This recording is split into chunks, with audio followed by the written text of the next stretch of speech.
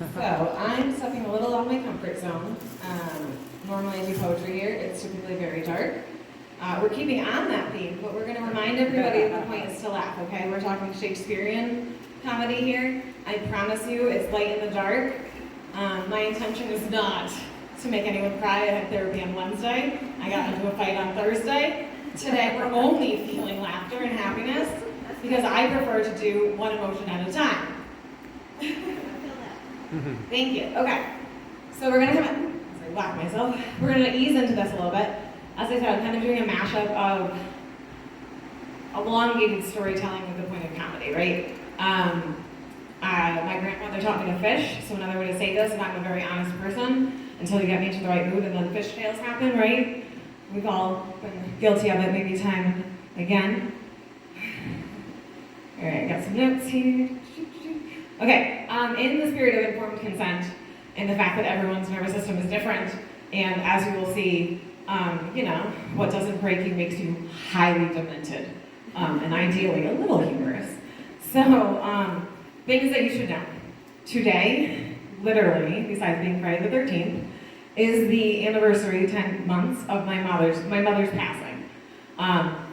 She was not a nice lady. So I will introduce this early into my set because I need to divorce you from the idea, ideally, of your mother, and that would be a tragedy, right? Honestly, it was the lack of follow through that really bothers me about my mom. And we'll get there. So, alrighty.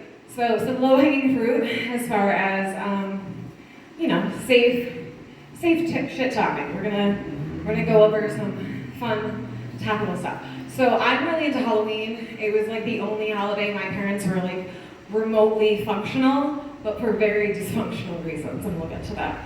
So how it used to go is my mom would take us like thrifting, or like, we'd cobble a costume together, and my dad would come home from work and he was artistically inclined, so he'd like paint our faces if it was required. And then he would take us door to door. And the reason being is my father had an affinity for antiques and a very loose relationship with properties, right? So I'm not saying he was casing the joint, but I'm telling you he was casing the joint, okay? To my knowledge, he typically only did a hybrid of grave robbing, which was he would like read through the obituary, and he was convinced that, they didn't have family and it was just gonna go to the government, right? So that was fine. This was not public property and there was no harm in this. And this was definitely a known open secret. Like we knew not to tell people, right, about my father's hobbies, but antiquing could be anything from going to a pawn shop to a legitimate antique shop, or accidentally having to improv a book report because he fucked up the address. And there is a very concerned elderly woman that saw my 6'2" father, who kind of looks like a gay necromancer, peeking in her windows. And I'm probably about 8. So, we turn on the charm, and he gets a whole tour, okay? My people are terrible and slightly charismatic. It's part of why my tubes are tied. Genetics are not great. I have the best that they have to offer. That horrifies me. So back to Halloween. So my costume this year, I'm gonna be a silly goose. I'm the loose. And I've roped in a co-conspirator, my friend Carl. He's gonna have a neon net. And then a really good friend of mine, DC, is gonna be a leopard at large. And hijinks will ensue. Part of how I know I can pull off a goose in particular is my aunt. It's about 5 feet. And we have a similar body shape. We're gonna do this, right? So, you can see there's a little curvature. You can look at my butt, it's nice. It's a cute butt, right? Great, but at her height, it's a little more duck-like. And you could probably place a saucer on it. This is my mother's sister, it's okay to laugh. Again, not nice people, I promise. These are the nicest things I can say about them.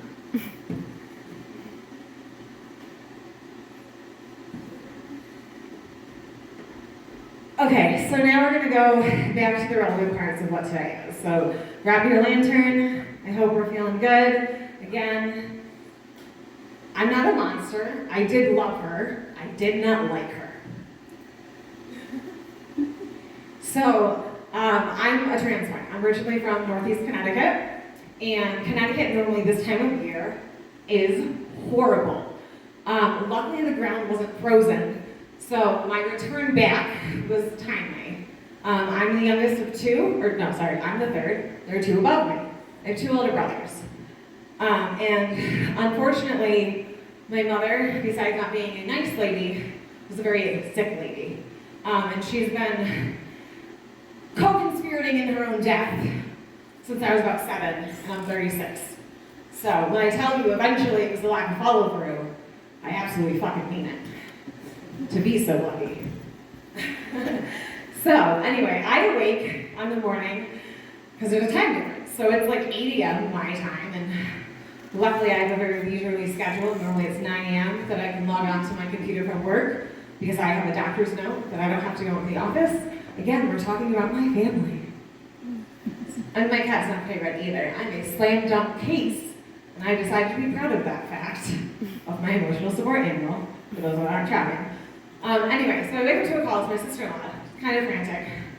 I'm so sorry, I'm so sorry. Beth, it is 8 a.m. and I don't know why you're calling. I'm loosely exchanged my, words are hard. I'm loosely estranged from my family at this point, right? I had deer down my mother about 6 years ago. There was no safe distance, and it was time to pack my things and go. It's kind of part of why Colorado is the tits. And anyway, so, you know, I have a decent enough relationship with my sister-in-law. To my brother's credit, he did not repeat the cycle on a very loving woman to create a family with. So she's reaching out to me to be like, I'm so sorry to go on to tell you. And I was like, oh my gosh, all right. You know, what are the deets, right? Because, you know, I was prepared for this, but it's always questionable. So I talked to both my brothers. We threaded it together because, of course, you know, we all tell a different version of the truth, right? Our truth is slightly different. And we all had different moms a little bit too. There's a little bit of an age difference. My brother's 6 years the oldest. Then it goes Nicholas, he's 4, and then I tag along. We'll get into why it's extra weird if we have time, but we're gonna roll with this. So anyway, so they're, you know, we're all in our fields, right? But because I prepared for this, I get to like list making. And as morbid as it sounds, I have pictures, right? I have, my brother Nicholas unfortunately had a apartment fire, so all of his items I would have had were lost. My eldest brother was very transient, starting at 16. I don't watch the show Shameless because it hits a little too close to home, y'all, for what that's worth. So yeah, so as a result, as a baby, and again, she's been doing this with a frequency that's alarming for most of my life, right? So anyway, so I have scrolled away the appropriate photos. So I'm going back because I have brothers and I have the photos, you know, and we're gonna break some crime, for being honest, and eat some really good food. So, also, this is the outfit I wore. If you're wondering why I'm so dressed up, it's because it was my mother's funeral. You know. And I was obviously the black sheep. So it was really kind of fun to tell you I told you so without having to tell you I fucking told you so. Anyways, so where are we? We're traveling, we're calling, there's pictures, brothers. Oh yes, dad mom jokes.